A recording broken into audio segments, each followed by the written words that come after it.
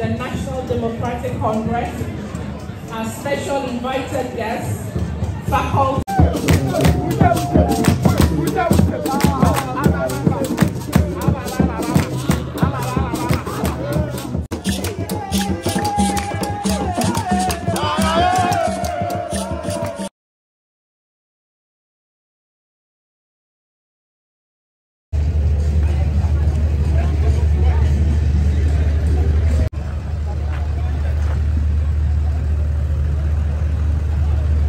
That's right.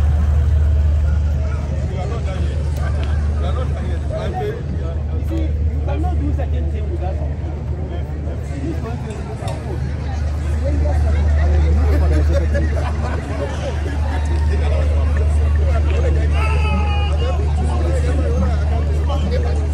Hello. Let me see.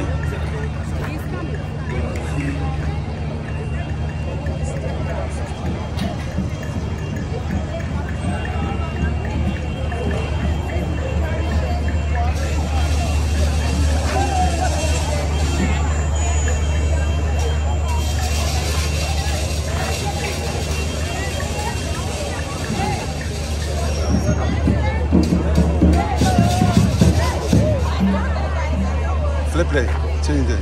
Or there is nothing written at the back. One team.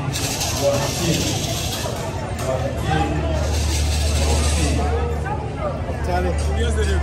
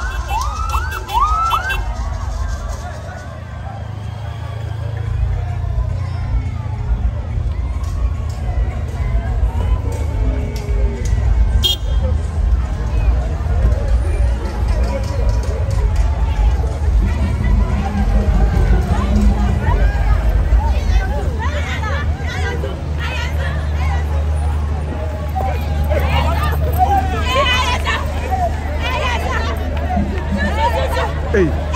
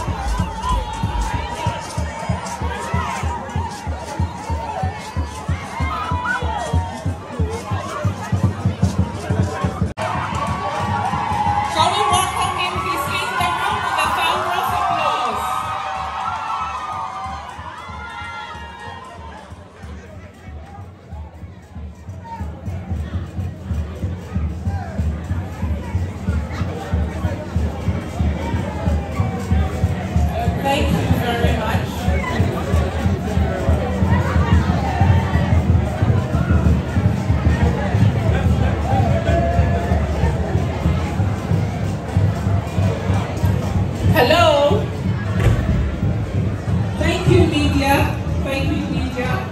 Would like to officially get started. Thank you.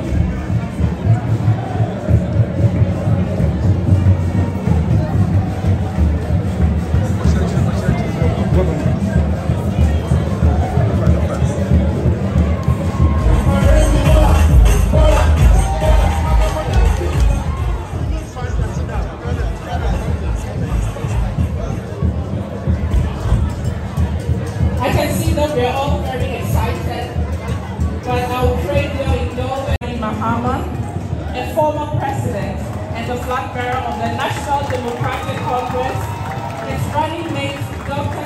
Naana, and the entire delegation from the National Democratic Congress, our special invited guests, faculty, staff, students, the media, and everyone to today's special public lecture. Without wasting much time, I would like to invite our University Chaplain, Reverend Lawson, to give us the opening prayer.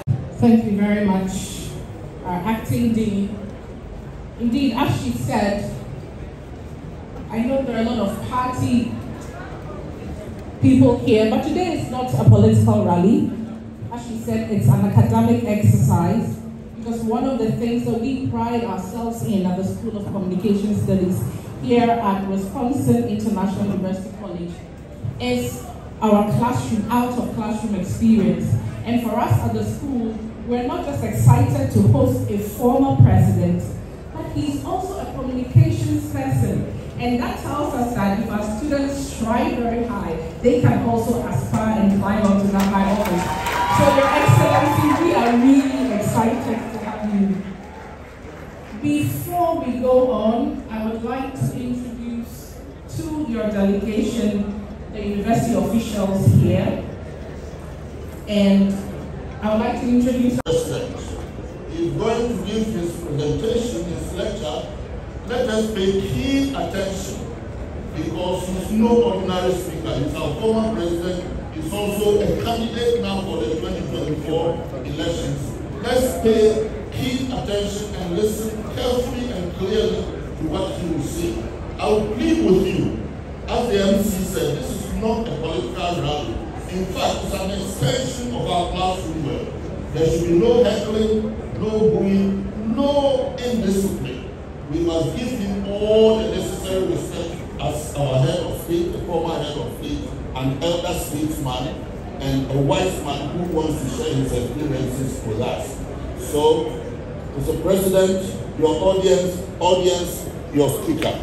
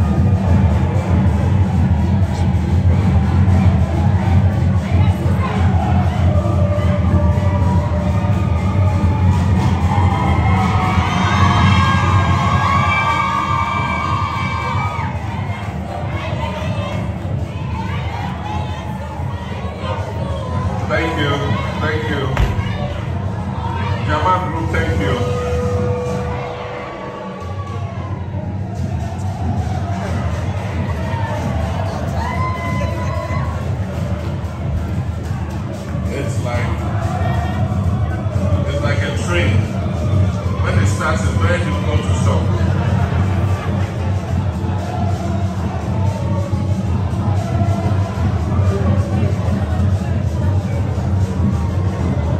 But Prof, I can assure you, this has nothing to do with politics.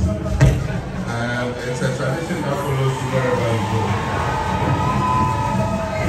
In my days in Lagos, I was in Commonwealth Hall, and so when the banda said I was coming here, they came here with their Jama group, so it's nothing to do with politics. This is a banda tradition. Banda means, thank you very much. Let me start on the existing protocol so that I don't risk leaving anybody else. But I think we're all distinguished guests. But I'll single out my teacher because he introduced me. And like he said, he recounted how long we've known each other. And yes, it's true, I was a member of the political study cell in the university where young radical students, and because as a young person I was born into a CPP family and I obviously had a left of center orientation, and so these were little political cells that made us study politics and socialism. And then again I encountered Prof. in a very interesting way. He was lecturing at the School of Communication Studies, and I applied to be a student. And I was in Tamale at the time. I write about it in my book. I tried to get a flight that day to come back to Accra because the interview was the next day. Unfortunately, there were no flights like you have today. You get buy a ticket and fly. You had to go to the Air Force station and get some connection with a soldier to put you on the flight. Unfortunately, my connection didn't work, so the flight went and left me. It was the only flight. State transport had also taken off. You couldn't get tickets. They sell tickets to 4 people in the line. They say the ticket is finished. The rest of the tickets are sold under the table. We've come a long way in Ghana. And so I had to go to the barrier and pay a little something to the policeman to find me a vehicle going to Accra. And the only vehicle I got was one loaded with maize. And so we all had to go and sit on top of the maize. And it brought us all the way to Kintampo. From Kintampo, I got a bus that brought me to Kumasi. And then a state transport driver that I knew, I explained to him my predicament. There was no seat, but he made me sit on the stairs while you're climbing into the bus. So I sat in the corner there on the stairs. And I got to Accra. Late, the interviews had started. My name had been called. And Prof was on the interview panel. And so I got there a bit dusty, looking quite ragged. I managed to clean my face. And he said, "Oh, you've been called already." My heart just dropped. It was like, oh, there goes the opportunity. He said, "Okay, you go and sit down. We'll attend to everybody. When we finish, we'll call you." And so I went and sat outside, very forlornly. And eventually they called me. He was part of the panel that interviewed me. And I must admit, after the interview, he said, "You go home, you get a letter from us." And so I knew in my heart that I had been taken. And of course, when I came to the school, he was my teacher in journalism. And he made me learn how to type. Because Prof made a rule that any homework he gave you or any exercise he gave you, he will not accept a handwritten work. And so you have to go and type. In those days, computers were in their infancy, so you have to go and get an actual typewriter and learn to type, you know. And so I know how to type because Professor Kakari made me type, and he's contributed to making me. Journalism was one of my favorite subjects, and because of that, afterwards I did my internship in Ghana Broadcasting Corporation, and then also taught part-time in the Ghana Institute of Journalism. And my flair for writing has come from what I learned in the School of Communication Studies. But let me thank you, ladies and gentlemen. I'm going to get over the boring part. I was asked to give a talk on policy on education and how it links to job creation. So I'm going to get rid of the boring part. I think after that there'll be an interactive session and we'll be able to flesh out the issues more. So I'll read this prepared text, and then after that, we can have the opportunity to talk some more. I want to thank you for granting me the opportunity to deliver the maiden public lecture in your planned series of lectures organized by the School of Communication Studies of the Wisconsin University for flag bearers standing in the 2024 general elections. I'm particularly grateful to the management of Wisconsin International University College and the acting Dean School of Communication Studies of the college for offering me the platform to share perspectives of my vision on the youth within the context of education and job creation. This program is being held at a time of great national distress and economic crisis. Our economy is in tatters and on the verge of collapse. It has been mismanaged into unprecedented crisis which have afflicted all of us with unbearable suffering and pain. The features of our economy in the last few years under this administration has been an astronomical public debt which we are unable to pay, humiliating debt defaults, embarrassing credit rating downgrades, hyperinflation, a collapsed currency, widening budget deficits, and very painful cost of living crisis. Over 1.3 million of our compatriots, including pensioners, have had to endure extremely painful appropriation of their interest and principal payments under the so-called domestic debt exchange. This is a crisis which could have been entirely avoided if the caution of the opposition and civil society had been heeded in a timely manner. The extremely harsh effect of the economic mismanagement can be seen all round as it has ravaged almost every sector of our country, and the education sector is one of the hardest hit. At the last reckoning, there were over 5,400 schools that exist under trees and in dilapidated structures at the basic level. Research by a coalition of civil society groups in the education sector shows that only 17 out of this number I just mentioned have been replaced since this government announced a program to do so in 2021. You should contrast this with the fact that between 2010 and 2016, the NDC government awarded a total of 2,936 schools under tree projects, out of which 2,031 were completed by the time we left office. As we speak, as many as 2.3 million pupils at the basic level do not have desks and must either sit on the bare floor or on cement blocks or on their stomachs during studies. This number represents 40% of the total number of children in basic schools. Over 1.2 million children of school-going age between 4 and 17 years are not in school. Out of this number, almost 1 million of them, to be precise, 942,427 children are reported to have never attended school. And this is in the Population and Housing Census of 2021. So these are facts I'm reading out to you. For 4 straight years, textbooks have not been supplied to schools, and one can only wonder how teachers and students alike are coping. And this is after a change in curriculum. Textbooks have not been made available. For 6 consecutive terms, capitation grants have not been released to schools. It is important to stress that it is through these capitation grants that basic inputs at the primary level, like writing boards, etc., are provided. Attendance registers, among others. It is through these capitation grants that they are procured for the running of the schools. We are all familiar with the numerous demonstrations and strike actions, some of which are currently ongoing, embarked on by school feeding caterers over non-payment of monies due to them. In the last few months, suppliers of food for the Buffer Stock Company Limited, which in turn supplies senior high schools with food, have staged a sit-in strike at the premises of the company to demand millions of Ghana cedis that is owed to them.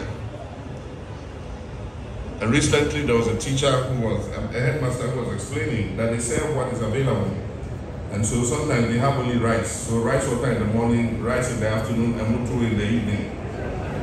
And then when they have only maize, cocoa in the morning, banku in the afternoon, tozafi in the evening. In addition to these, the erratic academic calendar at the senior high school level, inadequate infrastructure leading to overcrowding, insanitary conditions, intimidation and victimization of school heads and teachers and other stakeholders, and misguided policy making are some of the problems that exist in our educational sector today. At the tertiary level, we are also too aware of the severe accommodation shortages on campus and the astronomical rents and fees that students have to pay to secure accommodation as close to their institutions as possible. This is due to underinvestment in facilities on the various campuses, which GET Fund was designed to address. Non-payment of funds accruing to GET Fund and the collateralization of the fund by this government have hampered the investment that should otherwise have been made to address the problems I have just outlined. We believe that the ad hoc, haphazard, political motivated policy making and implementation and the short-sighted tinkering that have created these problems must give way to substantive thinking and offering that curate appropriate and visionary solutions to our educational challenges. My vision for the youth in respect of our education is to focus on their holistic development by balancing their intellect, which is their head, their character, which is their heart, and their skills, which is their hands. So it's heart, head, heart, and hands. The 3 H's. To this end, I will facilitate an educational system that does not only expand access to education. It's not only about access. So we'll facilitate a system that does not only expand access to education, but more importantly, that it indexes access expansion to quality and equity. And therefore, access, quality, and equity are the 3 key pillars that will drive our vision in education.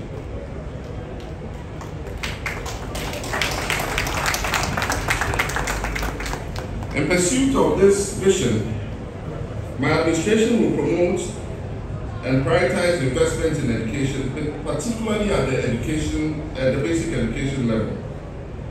I commit myself to strengthening basic level education because if the preschool and primary level of education that provide foundational learning opportunities are weak, performance at the secondary level will continue to be a challenge.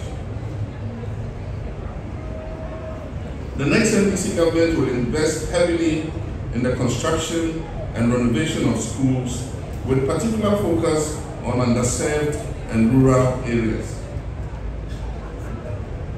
We'll continue our program to remove schools under trees and provide furniture for children at the basic level.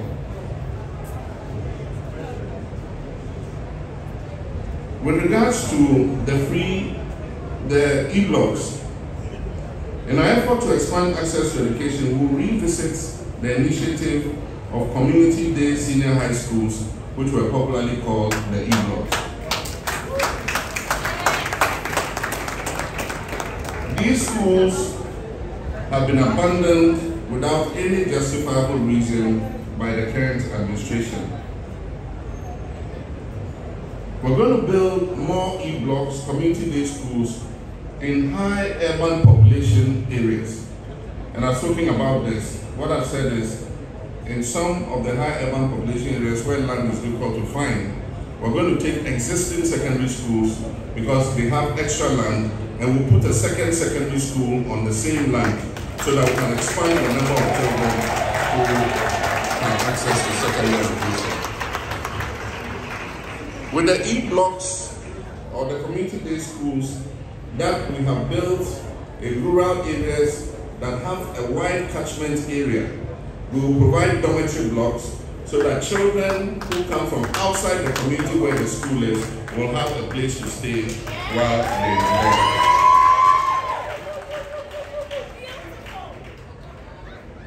With the much publicized problem militating against the successful implementation of the free SHS program, we intend to tackle them head on.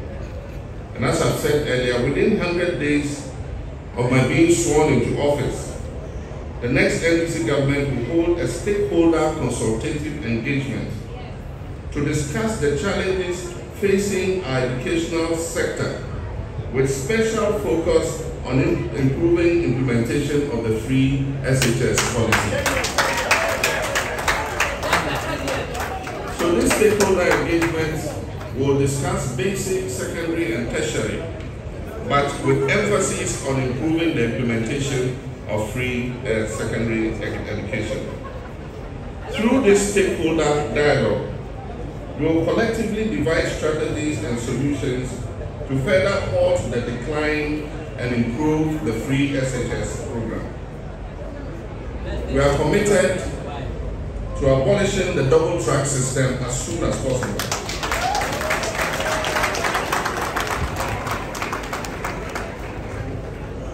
Mr. Chairman, between 2012 and 2016, my administration paid particular attention to technical and vocational education. When we regain power in 2024, we will revisit the initiatives that we commenced and will review the current trends and make TVET education more engaging and industry-driven.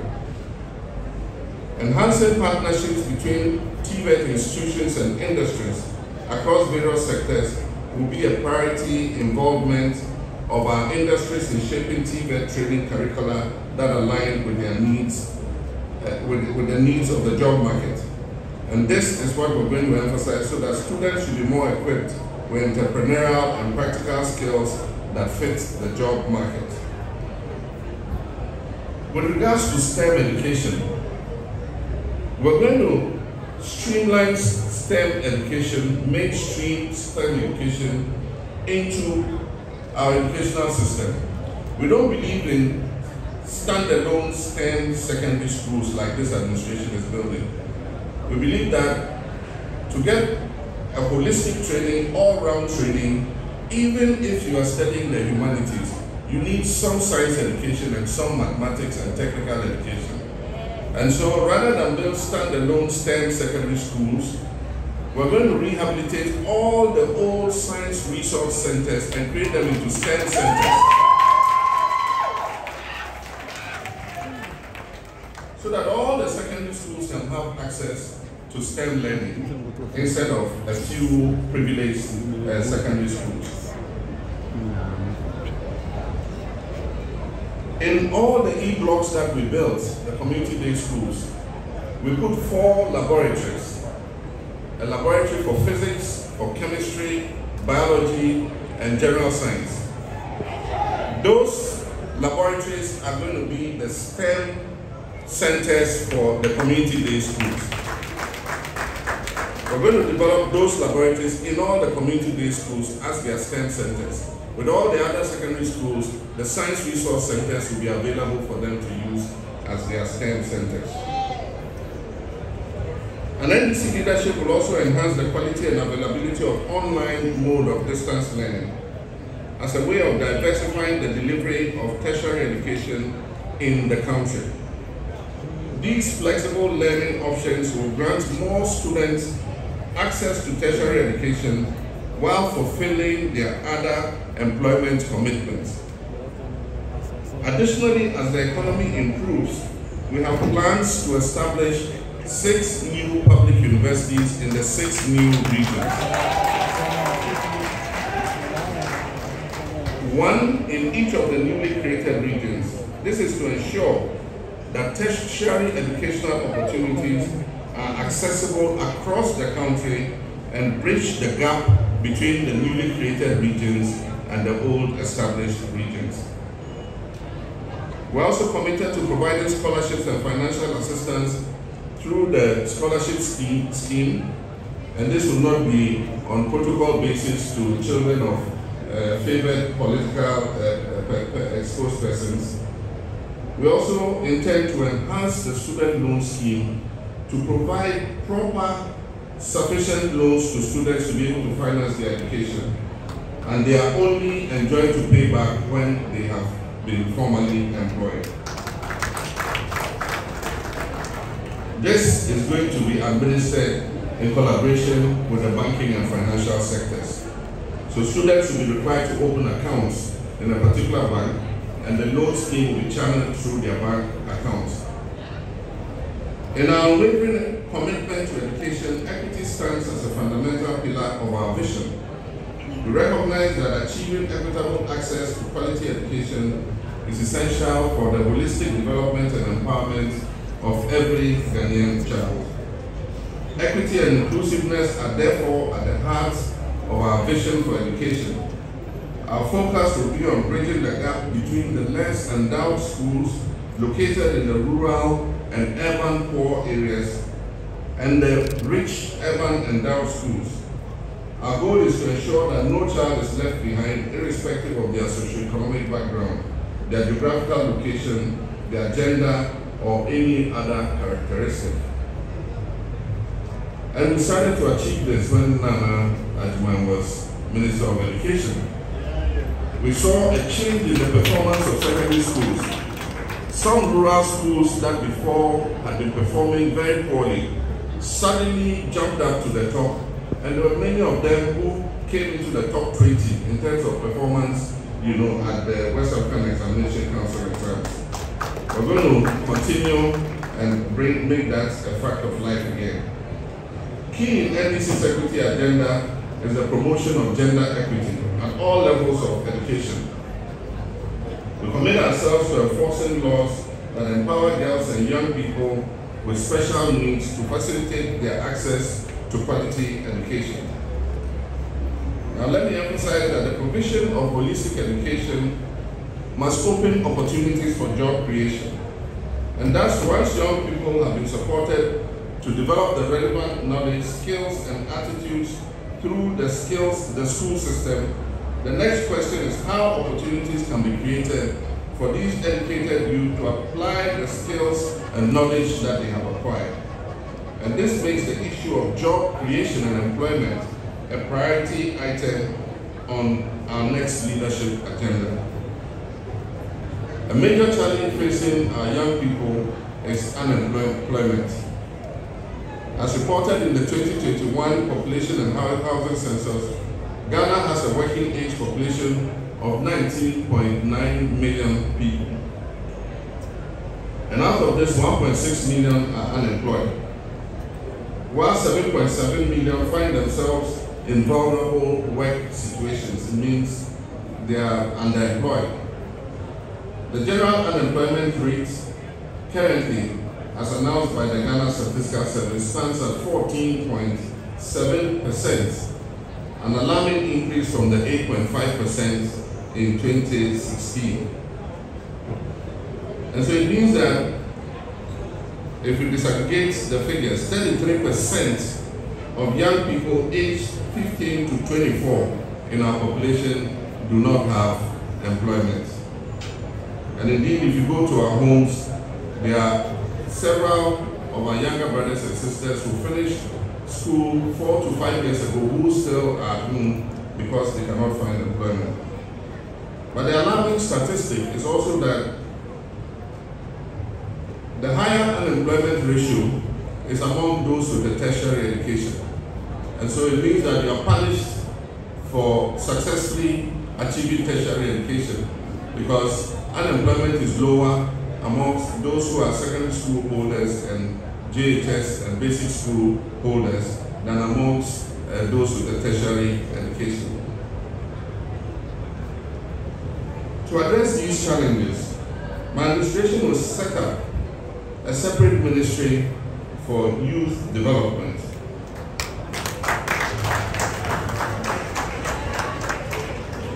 This ministry is going to cut across all ministries because it is going to input policy for employment of young people in all the ministries, from education to health to agriculture to industry to trade and every other ministry. And so this is a ministry which will pay attention to youth empowerment and employment. And that's why we call it the Ministry of Youth Development. It's going to be separate from the sports ministry.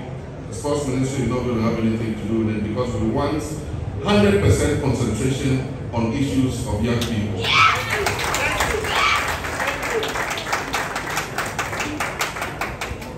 A key plank of our job creation strategy is the novel 24-hour economy program.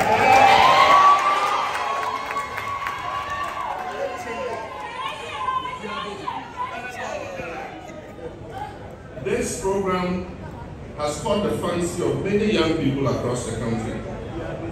This innovative program is designed to create a thriving economic environment that operates round the clock, fostering a multitude of employment opportunities for young people. Under the 24-hour economic program, we'll focus on revitalizing existing and dormant industries. And so we're going to invest in bringing industries that have collapsed back on stream, and existing industries that are not performing well, we're going to invest in them so that they can create more employment for young people.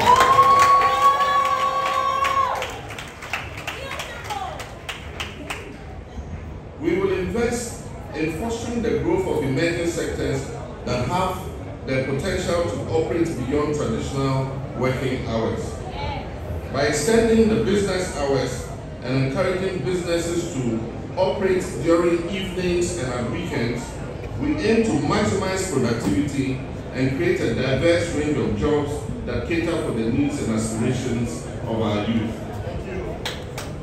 This initiative, I'm convinced, will not be smoothly implemented without the involvement of the private sector. My administration will therefore work closely with the private sector, which presently employs 90% of the workforce, according to the Ghana GSS 2021, including business entrepreneurs and investors. By fostering partnerships and providing incentives, we will grant the private sector some tax reliefs to encourage them to embrace and operationalize the 24-hour economy policy. We will incentivize them to expand their operations and create new job opportunities. This collaborative effort with the private sector will not only stimulate economic growth, but also enable the youth to gain valuable employment experience and contribute to the nation's development. One other area I find critical in our job creation policy is the agricultural and agribusiness sectors. As a farmer myself, I strongly identify agriculture as a major backbone to the Ghanaian economy. Agriculture in all its forms, from crops, crop farming, fishing, animal rearing, etc., continues to be an avenue for employment amongst the young people of our country. As part of our job creation strategy in the agricultural sector, we will strategically diversify the agricultural landscape and tap into new market opportunities. We intend to make agriculture sexy and cool.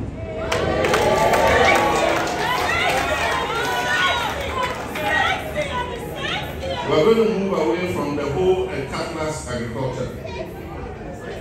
We will create farmer service centers so young agricultural entrepreneurs who want to go into farming will receive all the services they need from the Farmer Service Center. While they're receiving those services, we'll teach them to use the equipment themselves. As I stand here, I can drive a tractor, I can plow my own field. And we will teach the young people to be able to do it. And we'll teach you all the agri extension knowledge that you need so that you can create a good income for yourself. Aside from that, We will also introduce modern agricultural techniques. I'm sure those of you who've been to other countries, you notice that now a lot of produce is being done in greenhouse conditions. And when we're in office, if you go to WIUG, we set up greenhouses there. The intention was to allocate it to young people who are interested in agriculture to produce vegetables, tomatoes, onions, carrots, and everything for the markets in Accra. Unfortunately, after we left, my understanding is the place has been abandoned. And so we're going to make agriculture sexy and cool so that young people will be interested in going to agriculture.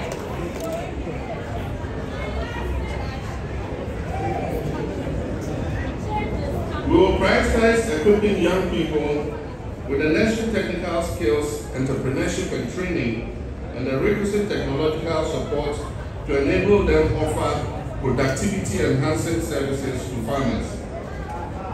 By empowering young people to engage in agricultural ventures as profitable businesses, we envision a thriving agricultural sector that contributes to both economic growth and sustainable employment generation.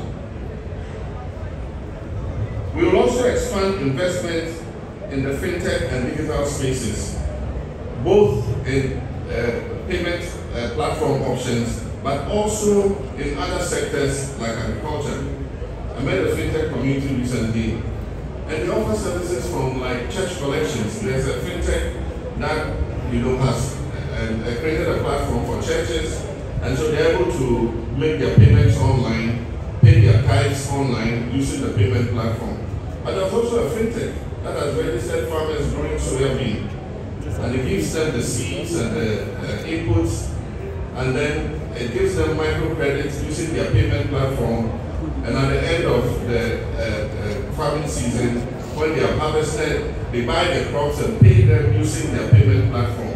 It's a more efficient way of getting inputs to the farmers than the planting for food and jobs, where you just send the fertilizer to the regions and you go and find hairdressers and dressmakers selling fertilizer to farmers because they have political connections. They get the fertilizer and the farmers don't get the fertilizer. And so we'll give tax incentives also to agriculture, especially agribusiness ventures. And as I said, in every region, we're going to establish an agro-industrial zone. Government will acquire the land, will do the road, will bring the water, the electricity, everything there. So anybody who wants to set up a cassava processing plant, a cashew processing plant, any agro-industrial business, you have land ready to set up. And this is going to be in all the 16 regions. And so our industrialization policy is a bit different from the one district, one factory. We don't believe that business and industry align with political delineations. They align with the value chain. And so you must put cashew processing plants in Bono and Bono East region because that's the area where they produce the most cashew in this country. And so you tailor the industry to the comparative advantage they have in terms of their production. And so we'll do these agro-industrial zones and put those processing plants there so that young people can set up their businesses and get employment to do. We'll create a database and a dashboard that allows young people to enter their qualifications so that at any one time employers can go into that database, and if they want a particular skill, a certain qualification in accounting, they will be able to see all those who have those qualifications, the schools they attended, the year they completed, their experience, everything. And if they take any person from that youth database and employ him, we'll give them a tax incentive for employing that young person. And there'll be a dashboard that shows every person employed. The dashboard will continue to show how many people have been employed out of that database. Mr. Chairman, mining is another area where we can create a myriad of jobs. It's a critical sector in our economy and provides significant employment opportunities for our young people. However, it is essential to acknowledge the potential environmental risks associated with this industry, particularly in terms of destruction of our natural habitats and water bodies as exemplified by Galamsey. We are committed to striking a balance between economic development and environmental conservation. Therefore, we will actively support small-scale mining operations that adhere to stringent environmental standards. In addition to that, we're going to employ a lot of the young people currently engaged in Galamsey. We're going to employ them in reclamation of the land and planting of trees to reclaim the lands that have been destroyed. And so young people are going to be recruited, they'll be paid a monthly income to grow trees, not plant trees. Tree planting, we just go and put a tree there, nobody ever goes back to see whether it has thrived or not. These will be engaged in growing the trees. They'll plant the trees, and every day they'll go and check on the trees. During the Hamatan, they'll have aboboyas with polytax in the back. They'll go and water the trees to make sure that the trees are growing.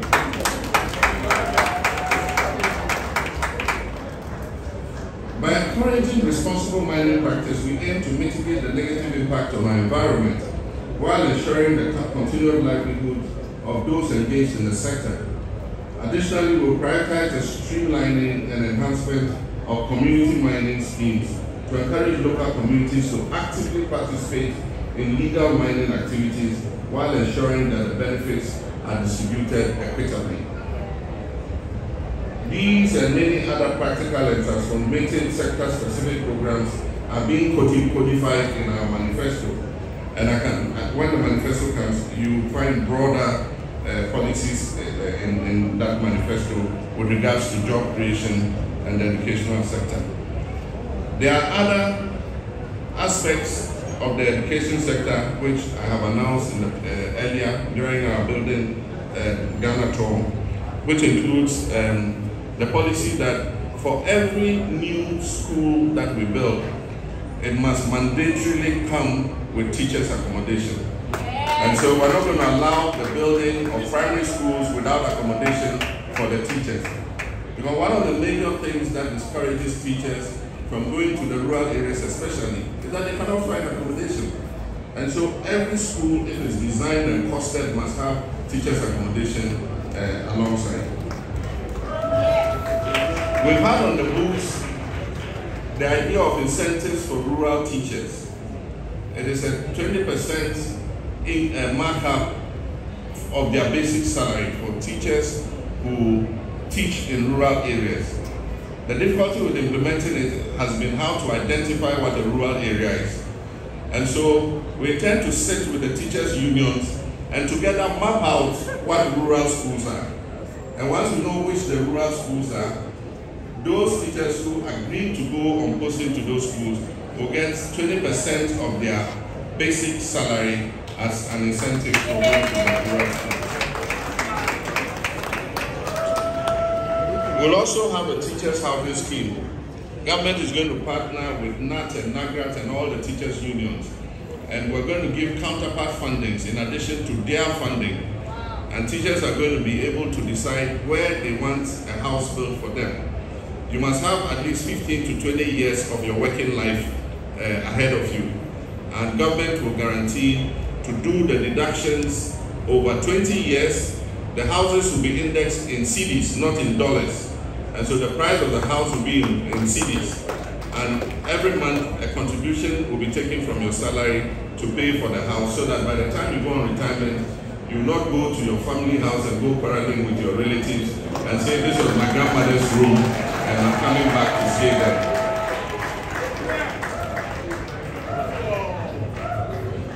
While it is understandable that the poor performance of this government and their met expectation by the political class may have given rise to apathy and skepticism amongst young people, including students, about the future of this country, failure to take interest in national affairs will have the effect of entrenching the problems and worsening the already dire situation in which we find ourselves. I therefore enjoin young people to take an active part in our politics and in what goes on in our country. I however urge the young people of the country to keep hope alive and not to despair, even as there appears to be no light at the end of the tunnel. NDC will provide that light and that hope.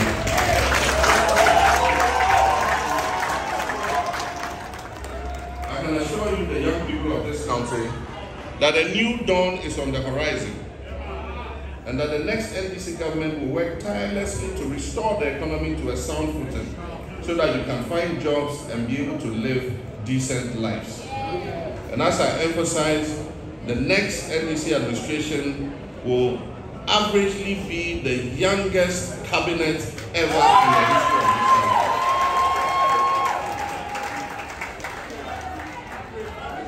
I therefore invite the teeming masses of Ghanaian youth to join forces with our party, the NDC, as we wage this campaign to wrest power from a clearly underperforming government that has effectively destroyed our economy and made life unbearable for us all. Ladies and gentlemen, I thank you very much for your kind attention.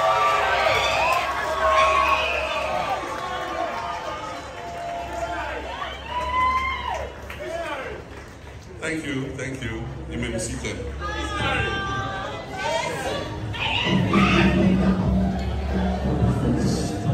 Mumble, anointing one shop. What university? And I will university, and I will poly, and I will maybe Biela will Biela. Blah, anointing one shop. So we are blunt here. Now what's so? Now when you school, that's always can be the whole. And now we are buying man upon time. Blah, anointing one shop. Then found was the 2 hour prices. Now it's what post them and now when you can at their child school fees. When you can crack, and yet be an old child, mammy, and now papa, and try by you, and child be I had near to football to become fun on one shop, mamma. One will yet Juma and Blanty and Mabawa, I'm one number bench, and then a bench to be moved. You walk top and down. You were t-shirt, you were shirt, you were boxer, you were singlet, you were joggers, you were jeans. You can't jeans, you were jeans. I never can have by intimate. The world 20 shop for more. Hey, Papa Chafam now, work 20 shop for more a phone. Why, I got any mom. And you mother for any back. And she's on 1,000 cities, 2,500. You may not be a bra, Mabuau. Any baby, you will to do a flower station. Who do a flower station? Because all here anointing one shop. O call open your bachelor. Name so here to find here for a number 0243 63 3885. Etufuo mubai ebe ya mukama oba so hwe ma mi nyansa ya wo bag ya wo to say ya wo nyema bebre bitimi bi body ya wo nyema bebre ampa aboa edey investifo aya no mu nyina be fa nyama ton edi yo mu business Miss Maria school am funu mai epe ntade da ya ade ba no tia na me de me ba no na mu se nyama ede da fam so on man na me sumi discuss akra ede share mo am smile ede start me business akra and to the baby, men ko baby, bra no to one.